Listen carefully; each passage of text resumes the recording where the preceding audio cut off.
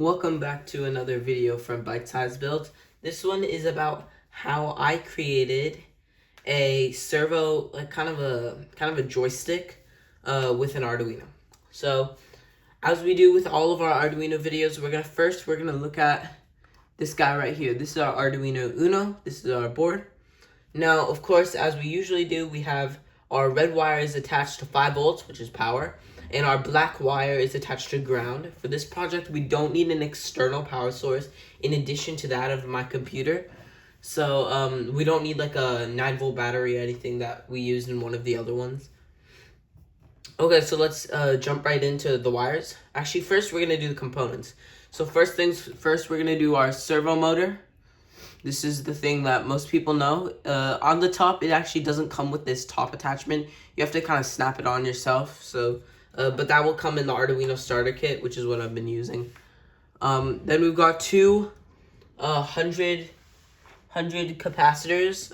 I forgot the unit, but I know the measurement is 100, or the capacity is 100. So the way a capacitor works is that it's charged with energy, and then it can release that energy all in one go when you need it to release that energy. So it charges and then boom, it just releases the energy. This blue piece with the knob, we used it in one other with the LCD. This is our potentiometer.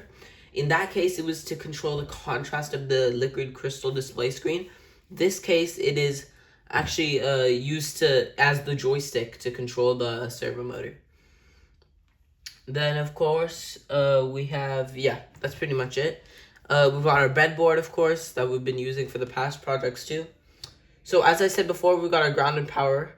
Then we've got a ton of different, like really small wires right next to the plus and minus side of our breadboard on the left side. It's really hard to see. Maybe you could see it behind that first capacitor.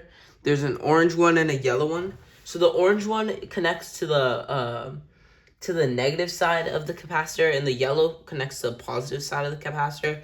And that corresponding sides go to the corresponding spots on the breadboard. So it's positive to positive lane and negative to negative lane. And the same thing goes for the other side, except that we also have a servo motor. And I just want to note, in the Arduino handbook, there are 2 issues with this.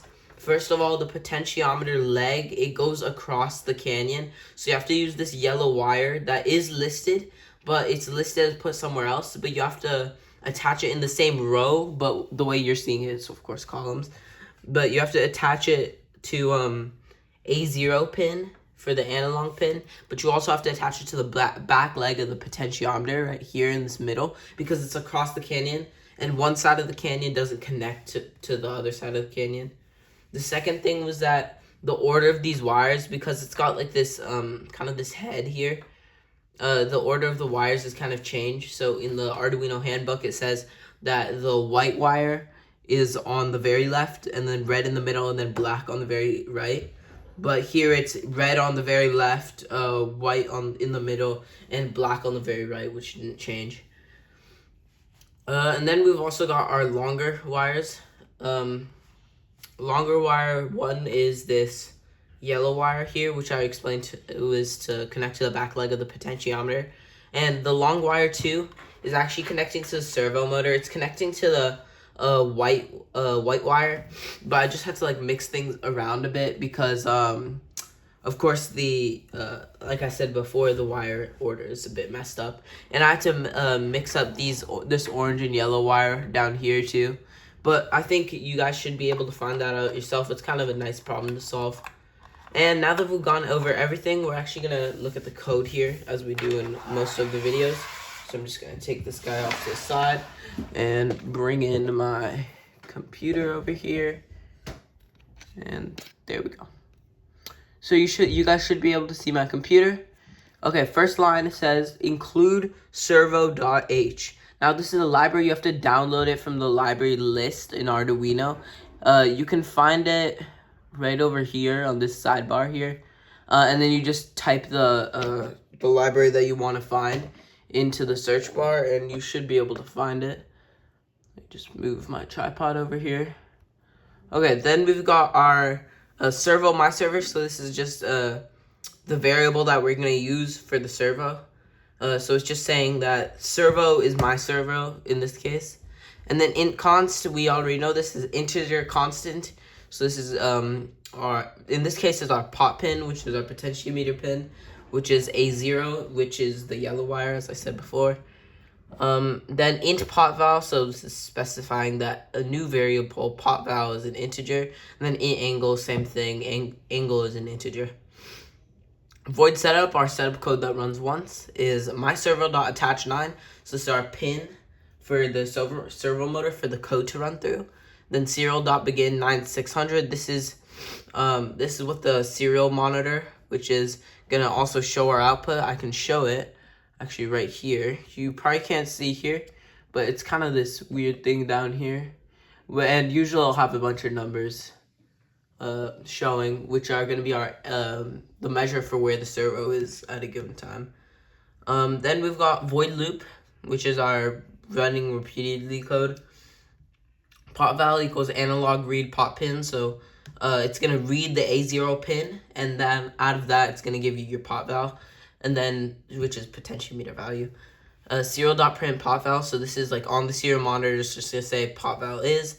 And then serial.print pot val is just going to print what pot val is, like, actually. And then angle equals map, and then pot val that. So it's just mapping what the angles are for the servo to base their thing off of. So then serial print angle, and then it's just going to do the same thing. So it's going to print on the serial monitor what the angle is. This is just for information on the serial monitor. And then it's got myservo.write angle.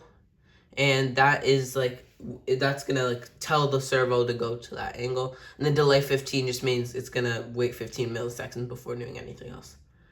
So there's our code. So now we're gonna do the most fun part, is we're actually gonna test it out. So let's bring our guy back in. And of course, as we always do, we're gonna be using our handy Arduino given wire.